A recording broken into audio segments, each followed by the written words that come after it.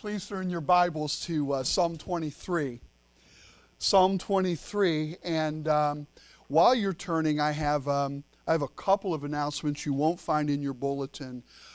One is I'm not going to be here next week. Pastor Rich Fitch will be here to fill in. So be here to support him and to encourage one another. I'm taking a long weekend. I'm taking some time off of work. And the idea is I just want to spend, it's a working long weekend. We've got the grandkids, but beyond that, I'm taking some time off just where I can really focus, do some studying, do some sermon preparation, and pray that the Lord will just keep the distractions to a minimum so I can do this. And so I'm looking forward to that time. Also, on May 8th, we're going to receive a special offering for our building that will go toward paying down the mortgage. We'd talked about doing this. This was part of our plan once we got in and got settled. I didn't do it this month because we had Easter. And I just don't want to offering you to death. So best we can, we're going to keep to the schedule of the second Sunday of each month. We'll receive a special offering that will go toward paying down the principal of the mortgage. Just give how God leads you to give, okay? If you can give a lot, great. If you can't give anything that month, that's great.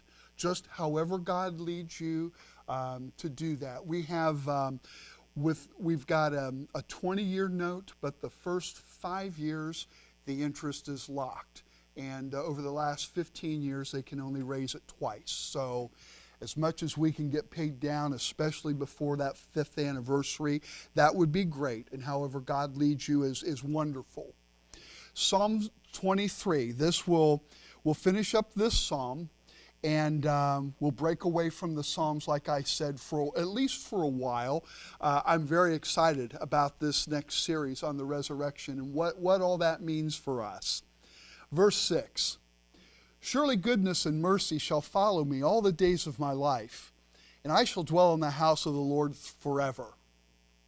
Throughout this psalm, what we have looked at over these last 6 weeks, the emphasis has been placed upon the care that the shepherd has provided for his flock. And because of that attentive care, no matter what may come, goodness and mercy will always be in the picture. There are 2 final things I wish to share with you concerning this psalm. The first of these is focus. Focus. This verse is somewhat of a boast. It is a confident exclamation of trust in the one who controls our destiny.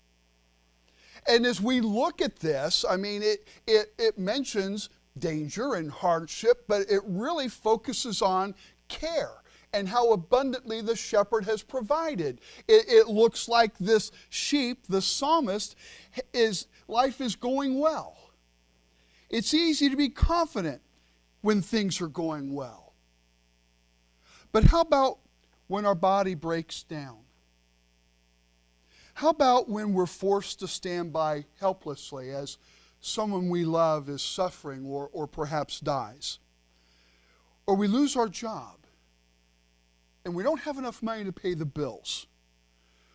Or someone that we really trusted and had been a friend for so long turned out to be false and turned against us and betrayed us? During these times, I think most of us, if not all of us, were tempted to doubt, to panic and fear, to believe that maybe God is angry with us somehow, or perhaps He's forgotten about us. I mean, with 7 billion people on this planet, maybe God has more important things to do than think about me. And I will tell you that when you have those times, that does not make you a substandard Christian. It does not mean that something is lacking in your faith or that you're failing God. And the reason I say that is I don't know all of your church backgrounds, but that is the background from which I came. And that is something that I have had to come to terms with and understand. And I want you to understand that too. Paul tells us in Romans chapter 8, we know that in all things God brings about a good end for those who love Him and are called according to His purpose. Well, when things aren't good, how does that good end come about? How does that promise become a reality in my life? I believe that it's a matter of focus. I believe it depends upon where we fix our attention. Is our attention on God, or is it on something else? Are we looking at God through the prism of our life circumstances, or are we looking at our life circumstances in light of God? It's easy peasy to spout verses when life is good, but what about when it comes apart? Do you believe goodness and mercy will accompany you all the days of your life? Not just the good days, not just the victorious days, but the difficult days and the scary days. Will goodness and mercy follow us then? Where is our focus? And I emphasize this today because I've known more than a few. In fact, I've known way too many who have walked away because Jesus wasn't who they expected Him to be. Because they were looking at Him through the prism of their life's agenda. It's normal to struggle. It's normal to have doubts and to have fears, to be discouraged, to be even angry. During the worst part of my life was Cheryl's sickness and ultimately her death. Man, you should have heard some of the prayers that I prayed, how I talked to God on Saturday night, and how I had to apologize so I could preach Sunday morning. It's frustrating when that you know God could fix it, and He chooses not to, and He doesn't give us the reason why. And I don't think this because He wants to hold out. I believe it's because His ways are higher than our ways. His thoughts are higher than our thoughts. And even if God took the time to explain it all to us, we wouldn't understand. We just wouldn't. We're too finite. It's normal to have these things. And when those times come and we grapple with that stuff, what I love and appreciate about Him, even when I was ranting and raging on Saturday nights, He never gives up on us. He never walks away. He doesn't get mad because of our humanity. He loves us because of our humanity.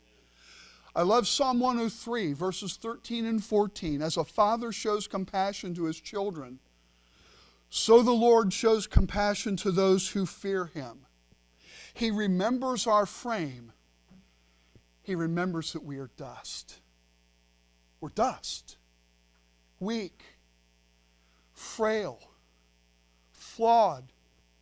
Sinful. And He has no problem with that. He doesn't love us in spite of those things. He loves us because of those things. Fix your eyes upon Him. Fix your eyes upon Him. And I could tell you, without going into detail, even during those worst moments of my life, I could still see goodness and mercy, especially when I look back afterward and could see what God was doing when I had blinders on and I could only focus on what was right in front of me. When I look back, I could see He loves us. And He doesn't just love us in general, He loves each of you in particular. Amen. He does.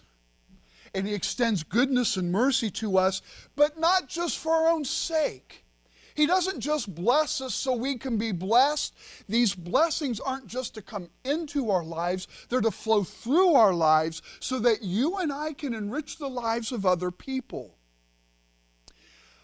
I read that well-managed sheep are among the most beneficial livestock that there is. Because if they're well managed, when they move on, they leave behind beauty and abundance, a land that is fertile and free of weeds. There's a saying that's been said a lot over the last few years. It's almost a cliche, but I share it this morning because it's really true. People may not remember what we say or do, but they will never forget how we made them feel. Isaiah 52:7 says, "How beautiful upon the mountains are the feet of them that bring good news, that publish peace."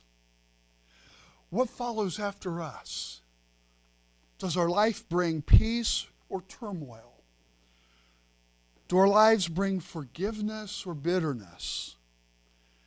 Do we leave behind contentment or conflict, joy or frustration, love or rancor? Do we bestow upon others compassion or contempt, especially those with whom we disagree, whose lifestyles we can't embrace?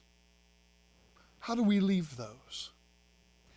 A shepherd is a shepherd not just because they want to take care of sheep.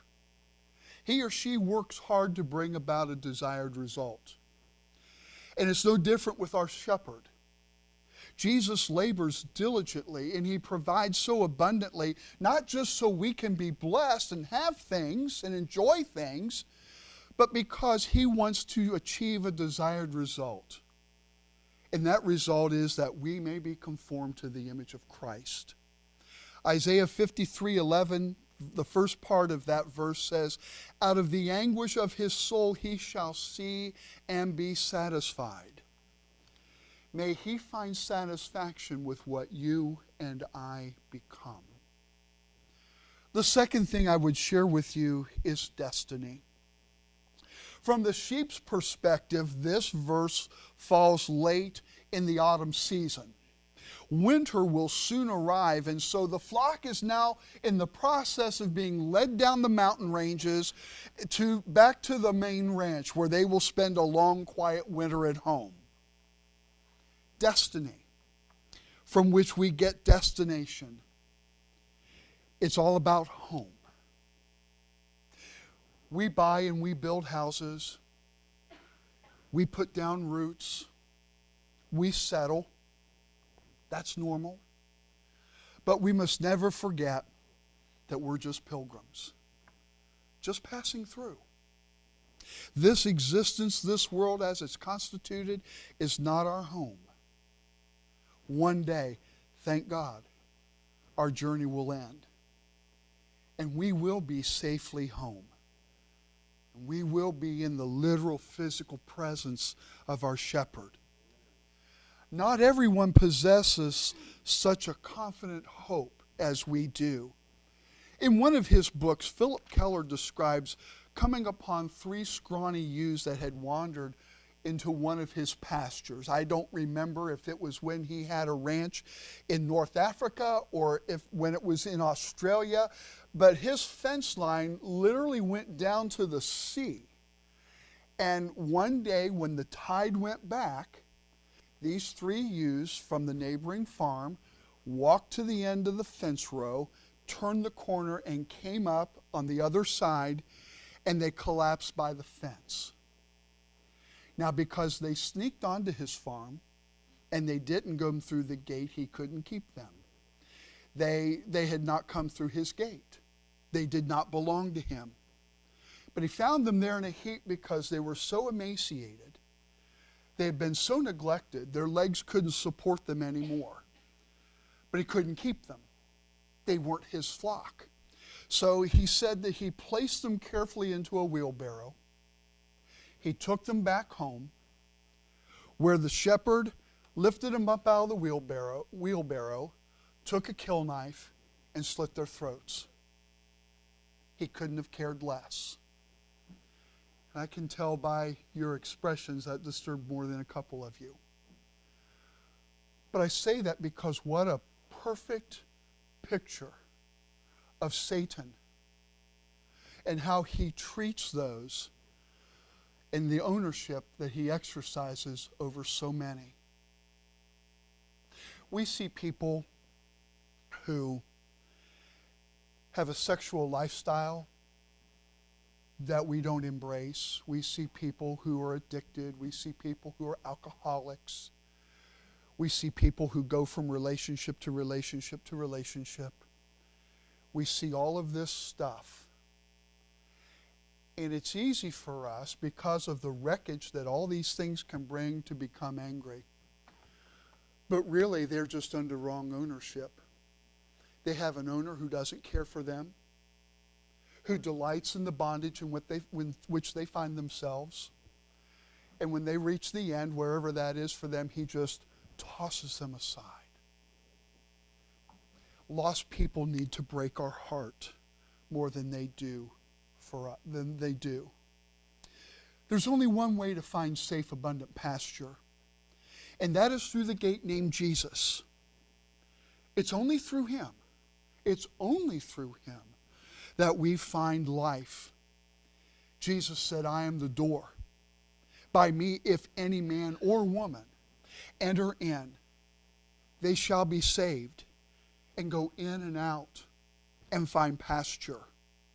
Those ewes sneaked onto Keller's ranch because they saw a lush pasture and they instinctively knew they would find there what they needed. Every day, you and I encounter people who live on the other side of the fence. What is our impact upon them? Do they see something of Jesus reflected in our lives?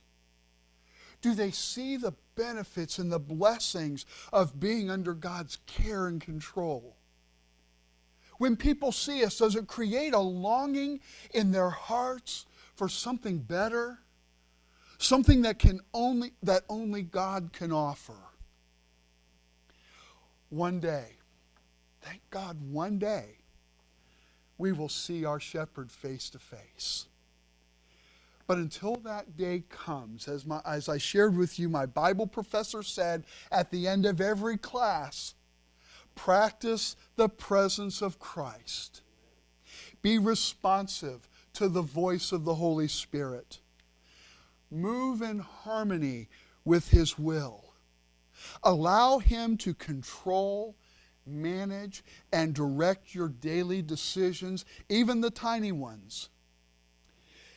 He is aware of our every situation. He is aware of our every need.